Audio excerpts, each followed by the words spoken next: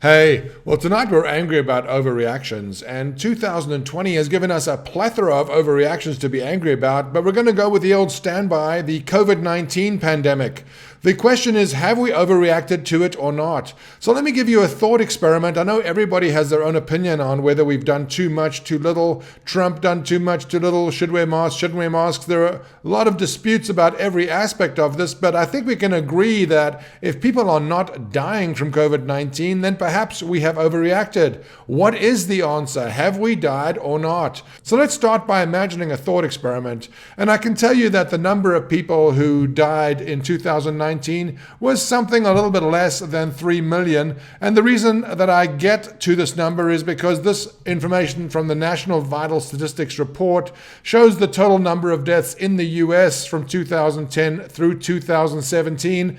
And you can see a gradual rise as the number of people in the country increase. 2017, the last year that we have data for, 2.8 million people died. So let's say 3 million people died. To make the math easy, there are about 330 million people in the US. 3 million out of 330 million people is a little bit less than 1%.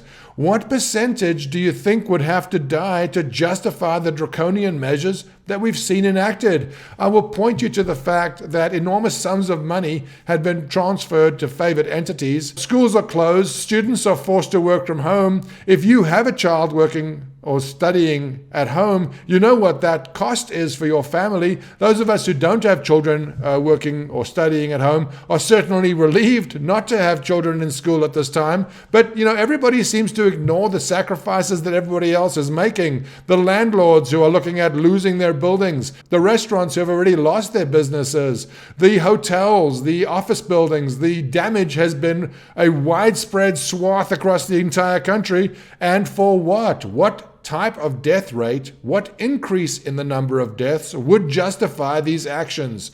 So we actually have recent data from the Journal of the American Medical Association, ostensibly a credible source, and this is from October the 12th. This is their headline: excess deaths from COVID-19 and other causes, March through July of 2020. And the results that they found were an increase of about 20%. As you can see here, obviously I'll link to the full article and you can peruse it at your leisure, but you can see that between March 1 and August 1, the increase in deaths was about 20%. Let's assume that that holds true. Let's assume that the increased death rate is about 20% more deaths than normal. That would mean that our 3 million deaths are 3.6 million. Now, it is a tremendous personal tragedy for everybody impacted by those 600,000 deaths. But compare the tragedy that's been enacted upon the entire economy. Whether you're a restaurant worker, whether you're a wealthy individual who owns office buildings, no matter who you are, you've either been affected or seen your business severely damaged. Here is more data. This is from the CDC itself, and this shows the number of weekly deaths in the US from all causes. And what you can see in the yellow line is what they expect the deaths to be for that week. And obviously there is a seasonal bump in wintertime of every year as influenzas, or flus as they're more commonly known, wreak their havoc upon us. And people die every year. 50, 60, 70, 80,000 people every year die from the common flu. You can see the big bump in April, May, and June of this year. And these are horrific numbers, but it's not something to be looked at in absolute terms. The fact of the matter is that this virus has been virulent, has caused deaths, has caused an increase in the number of deaths. That is for sure. Based on these facts, it appears that governors have seized power and everybody has wildly overreacted.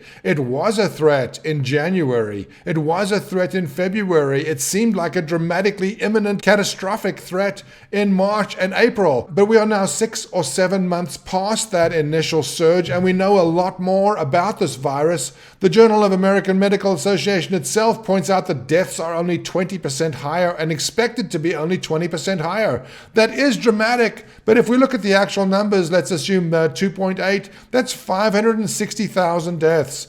Many, many, many tens, if not hundreds of thousands of people have lost everything in our reaction to this pandemic. Not the illness itself, not the sickness itself. The vast majority of people who've caught this COVID-19, and I know several personally, have suffered no effects whatsoever. Yet the effect on the economy, the effect on states' finances, the effects on all of us is so dramatic that we would have considered it inconceivable this time last year. And all of this for an increase of 500,000 deaths. I know it sounds cavalier of me to toss aside these 500,000 deaths as if they are of no account. They are a tremendous cost. But the fact is, you have to weigh it up against the cost of what we did. And the cost of what we did is potentially ruinous to our economy. Our debts have exploded. Our economy, even though it grew dramatically in the last quarter, is still well below where it was before this pandemic began and may take many years to get back to that previous level. For many of us, we never will. Those who had all of their net worth in restaurants, commercial buildings, or other industries or activities impacted by our reactions to this COVID pandemic know full well the cost that they've paid in our reactions to this virus.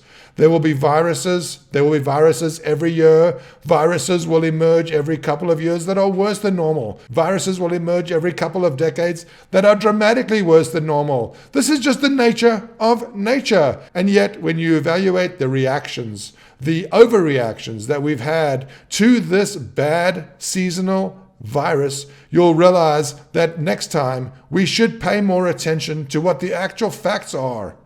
Please, will we ever wake up?